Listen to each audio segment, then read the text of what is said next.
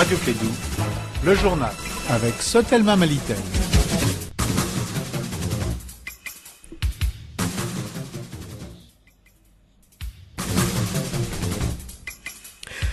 Mesdames et messieurs, une fois de plus, bonjour à vous et bienvenue dans ce 13h les titres.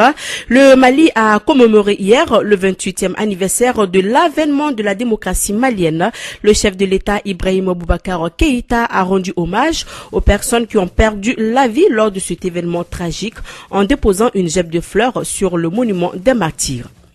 Crise scolaire au Mali, plusieurs collectifs sont sortis hier pour manifester pacifiquement leur mécontentement. On pouvait lire sur les pancartes « Non à l'année blanche, stop à la prise d'otages de notre avenir ».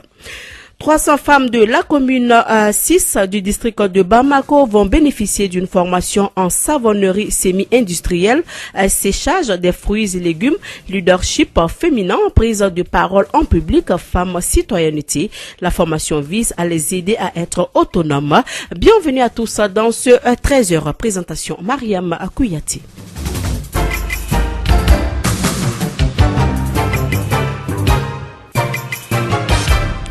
En bref, dans le cadre de la commémoration du 28e anniversaire de l'avènement de la démocratie malienne, le 26 mars 1991, le chef de l'État malien, Ibrahim Boubacar Keïta, a rendu hommage hier aux personnes qui ont perdu la vie lors de cet événement tragique en déposant une gemme de fleurs sur le monument des martyrs. C'était en présence des acteurs du mouvement démocratique, des membres du gouvernement, des représentations diplomatiques et institutionnelles internationales. Ce geste symbolique annuel a pour but, dira Ibrahim Boubacar Keïta, de faire en sorte qu'aucun d'entre nous n'oublie jamais ce jour. Cette commémoration s'est tenue au lendemain d'une autre triste page de notre histoire contemporaine, à savoir le massacre d'Okosaku où plus de 160 personnes ont perdu la vie. Le 26 mars 1991, un coup d'État réussi par le lieutenant-colonel Amadou Toumani Touré chasse Moussa Traoré du pouvoir en promettant l'avènement d'une ère de liberté nouvelle, une liberté qui conduit quelques mois plus tard le Mali vers le multipartisme après l'adoption d'une constitution. 28 ans après les idéaux du 26 mars, sont-ils été acquis? Djikiba Keïta dit PPR, un des acteurs du mouvement démocratique, tente de répondre. Les idéaux pour lesquels le peuple malien s'est battu jusqu'à l'avènement du 26 mars demeurent fondamentalement les mêmes. Les idéaux de justice, de démocratie et de développement dans la justice. Pour la révolution du 26 mars, qu'est-ce qui a marché? C'est l'avènement réussi de la démocratie. Parce que pour ceux qui n'ont pas vécu ce moment, nés dans la démocratie, grandis dans la démocratie, ils se demandent qu'est-ce qu'on a eu comme acquis. Mais pour nous qui avons été pris, torturés, envoyés au nord pour un tract, renvoyés de l'école pour un tract, séparés de nos familles pour un tract, oui, nous savons que c'est un grand acquis. L'avènement de la démocratie est l'élément fondamental du mouvement populaire qui a emporté le dictateur le 26 mars 1991. Ceci dit, grâce à ce mouvement, il y a eu l'essor économique de notre pays, parce qu'il y a eu un libéralisme ambiant, une confiance restaurée entre l'État et ses partenaires, de sorte qu'il y a eu des dizaines de milliards que les partenaires ont investis dans le pays, et grâce auxquels milliards, effectivement, non seulement on a réussi la bonne transition, mais aussi on a lancé le chemin de développement de notre pays, avec des routes qu'on a faites, des classes, l'électricité, l'eau. Bamako qui était une grande bourgade qui a commencé à sortir de terre, grâce notamment aux différents schéma de logements sociaux sous les trois présidents, Alpha Omar Konaré, ATT et IBK qui a continué sur la même lancée. Les logements sociaux ont donné un nouveau visage à Bamako. Et un point fondamental était les revendications des élèves et étudiants. Une bonne partie a été résolue, mais une grosse part reste. Et l'un des acquis fondamentaux de la démocratie également, c'est la décentralisation. Mais sur la décentralisation, moi je mets toujours un bémol. Nous sommes allés trop vite en besogne. Le pays au sortir de la révolution était un peu faible, donc nous ne devons pas nous permettre de dépasser le pays comme nous l'avons fait. En son temps, nous avons dit qu'ériger les arrondissements en communes aurait suffi au Mali, mais 703 communes c'était trop et les conséquences ont été quelquefois dramatiques. Ça, c'est ce qu'on peut dire comme acquis fondamentaux de l'avènement de la démocratie dans notre pays. Comme vous voulez Ce qui n'a pas marché, c'est qu'effectivement, une bonne tendance des acteurs du 26 mars demandaient le Kokadje. Le Kokadje n'a pas eu lieu. Le Kokadje voulait dire laver les écuries d'Ojas, c'est-à-dire autrement dit, bâtir le nouveau avec le nouveau. Or, ceux qui ont, au lendemain des élections, pris les rênes du pouvoir, ont voulu faire le nouveau avec l'ancien, ça a forcément chuté, ça a forcément raté, de sorte que on a eu un développement, mais dans une grande injustice. On a eu un développement, mais avec des détournements immenses, et on a eu des fonctionnaires milliardaires parce que nous sommes devenus un pays sans un pays d'impunité. Hélas, cela a continué et sous les 3 présidents, malheureusement, de crescendo. Et ce qu'on a vu sous le dernier régime, c'est encore plus grave que ce qu'on a vu sous Alpha Yatite. Voilà, c'était donc là Djigiba Keïta, dit PPR, un des acteurs du mouvement démocratique. La révolution de 1991 a aussi changé le visage et la mentalité des Maliens sur diverses formes. C'est ce que pense Aruna Berté, enseignant de son état. Parce que c'était la première fois où je voyais assassiner quelqu'un. Donc le gars, on l'appelait Dafra Machine, celui qui déchire les bouches des filles. Il voit par exemple une fille, il lui disait je t'aime. Tu dis non, je ne t'aime pas. Il prend la lame et il te déchirait la bouche. Donc on l'appelait Dafra Machine. Donc quand il y a eu les mouvements la révolte Non, la révolution, la révolte, ça dépend. Donc quand il a eu cela, les gens sont allés chez lui parce que c'était l'anarchie. On est parti chez lui au Badiala 1. Quand il a vu toute la masse là qui venait, il est monté sur le toit, les gens sont montés sur le toit, il a sauté. Et il s'est enfui vers le Badialan 2. Mais derrière justement la boulangerie de Baba Sissé, on l'a fait tomber et on lui a coupé avec des lames les tendons. Donc il ne pouvait plus bouger. On a mis le pneu et on a fait justement, comment on appelle ça, l'article 320 au Badialan 1. C'était donc le premier décès, non pas le premier décès, c'était l'assassinat même, le premier assassinat que j'avais vu de mes yeux. Et c'était par rapport justement à l'anarchie que le mouvement de déstabilisation donc avait suscité. Ça m'a marqué et ça me marque, je crois que jusqu'à la fin de ma vie. Et après on m'a dit qu'il y a il y a eu beaucoup de morts. Par exemple, l'assassinat de Madou Diara, le jeune frère de la femme du président, derrière le Lyota. Je ne sais pas si vous avez entendu parler de ça aussi. Lui aussi a été brûlé sur le goudron là-bas. Donc ce sont des choses parce que le Malien n'avait pas cette cruauté-là en lui. Nous, on avait peur de la mort, on avait peur du sang. Mais avec ce mouvement de 91 et surtout la veille du 25 mars, donc qui aboutit au 26 mars, les hommes sont devenus tellement cruels que maintenant je ne reconnais plus le Malien. Et ça continue maintenant, puisqu'on peut assassiner de 100 fois. Donc ces 2 meurtres-là m'ont vraiment assassiné. Il y avait aussi ces mouvements justement de vol.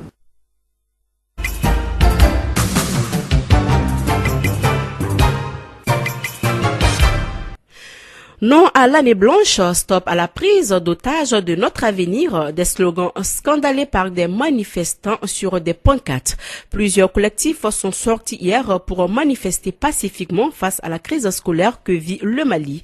Les marcheurs habillés en blanc ont marché de l'avenue Abdoul Aziz Bouteflika à la Bourse du Travail. Fanta Diakité y était pour Clédou Info.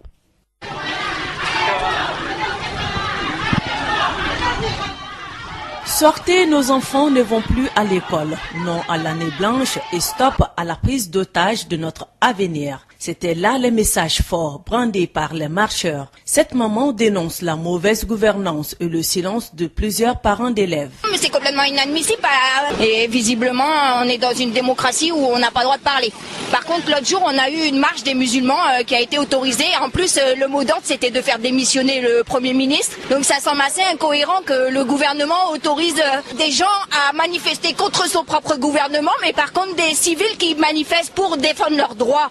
Et le droit qui est le plus élémentaire d'une nation, c'est-à-dire l'éducation, qu'on nous interdit même de défendre l'éducation. Mais ça, moi, ça me dépasse complètement, quoi. Ce qui me dépasse le plus, c'est que les parents d'élèves soient pas dans la rue. Nombreux collectifs sont à la base de cette marche pacifique et silencieuse qui a démarré de l'hôtel Kempinski à la Bourse du Travail. Ousmane Tem Traoré, président des collectifs des jeunes leaders du Mali. Ça fait presque 4 mois que nos frères, nos sœurs, nos enfants ne viennent plus à l'école. Aujourd'hui, nous sommes là ce matin pour dire seulement au gouvernement, aux syndicats d'enseignants, qu'on veut que nos enfants soient en classe. Il n'y a que pour ça. On a demandé une autorisation au niveau du gouverneur du district de Bamako. Il avait accepté. On était étonné ce matin d'être surpris, envoyer des pick-up, plusieurs pick-up des policiers des gardes nationales pour nous charger à notre itinéraire là. On était étonnés. Mais malgré tout, on a accepté tout ce qu'ils nous ont dit. Mais malgré tout, vous-même, vous faites le constat. Ils sont en train de nous barrer la route. Ce n'est pas légal, ni la démocratie aussi. En plus du collectif des jeunes leaders, SOS Sauver l'école et le collectif des défenses du droit à l'école étaient tous présents à la marche. Bekayel Koué. Premièrement, nous savons bien que l'éducation nationale est malade, pour ne pas dire qu'elle est morte. Et nous savons bien que ce système qui est caduc déjà, qui ne produit que des chômeurs, doit être mis de côté. Et nous savons bien que l'école dans laquelle nous étudions est une école coloniale. Nous n'avons que faire de cette école qui ne produit que des chômeurs, qui n'a aucune réalité avec notre société. La deuxième raison, c'est quoi? C'est que la grève des enseignants n'a que trop duré, si vous me permettez. Ils sont en grève depuis des mois et les enfants sont à la maison. Et ce sont ces mêmes enfants qui deviennent des délinquants, des voleurs, des tueurs à gaz. Tout le monde sait ce qui se passe au centre, ce qui se passe au nord. Si les enfants ne vont pas à l'école, ils vont tomber dans les mains des terroristes qui vont les pousser à tuer leurs propres frères. Et donc c'est pourquoi nous sommes là aujourd'hui, pour dénoncer le silence assourdissant, le silence du gouvernement. Vu la manière dont les forces de sécurité se sont comportées, les initiateurs de cette marche ne comptent pas s'arrêter à une seule.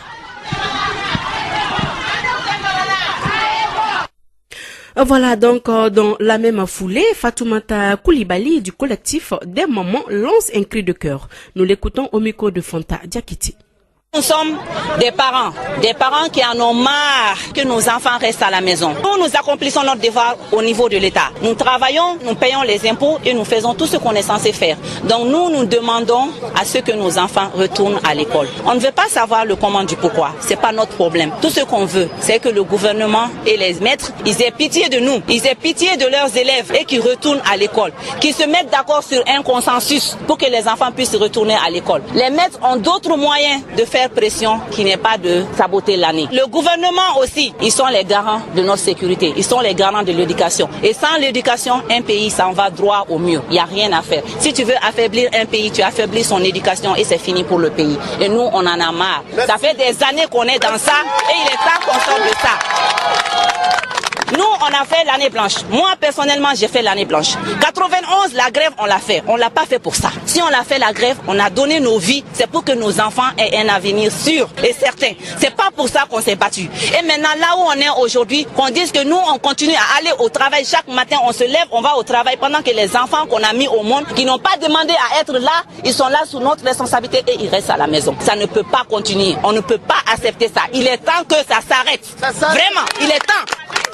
Et c'est pour ça que nous, on est sortis aujourd'hui. Je suis étonné que tout Bamako ne soit pas là aujourd'hui. Vraiment, je suis étonné et déçu.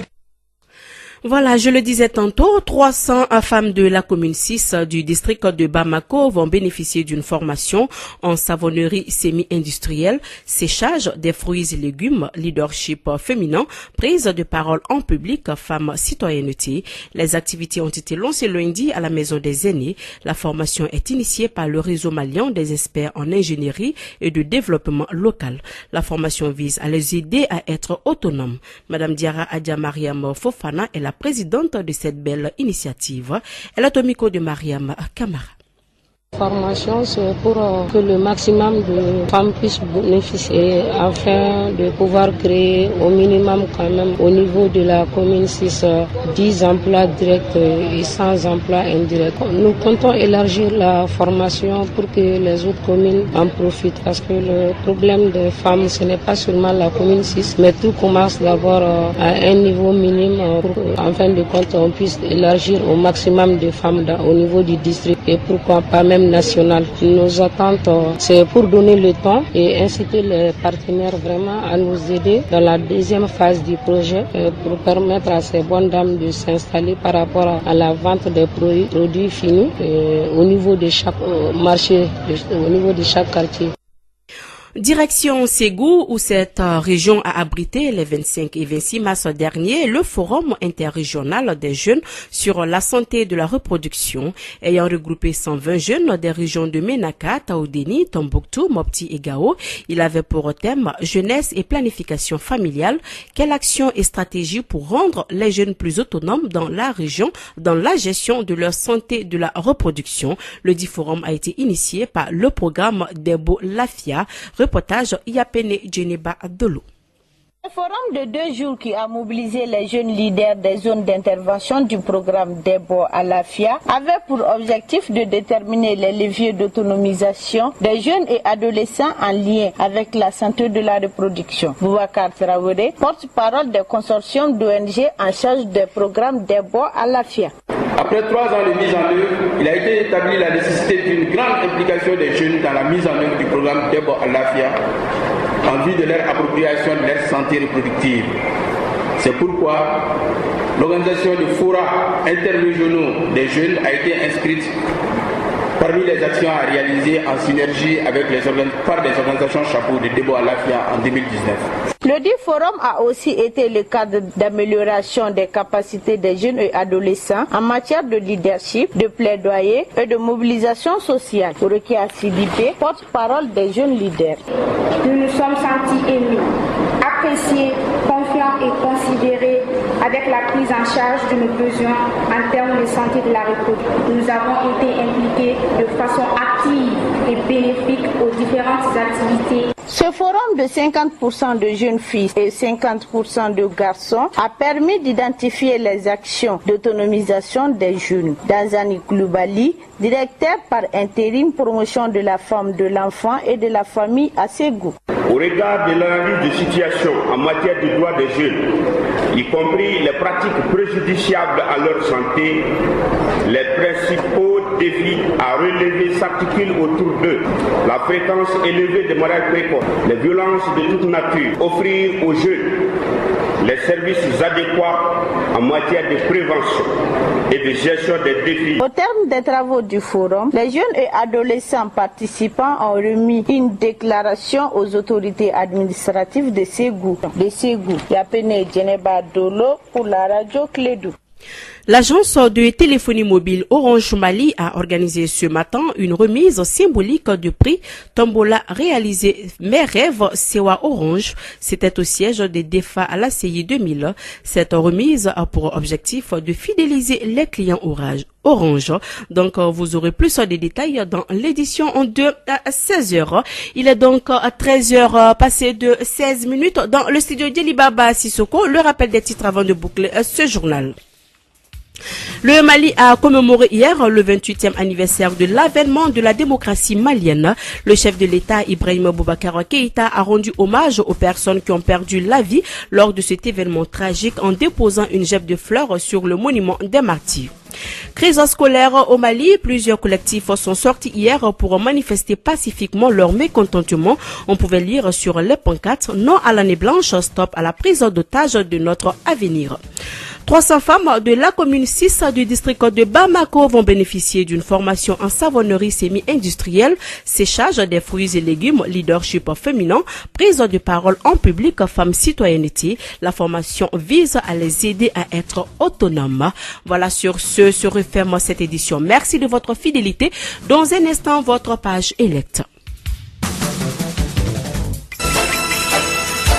Radio Clédou, le journal avec Sotelma Malitel.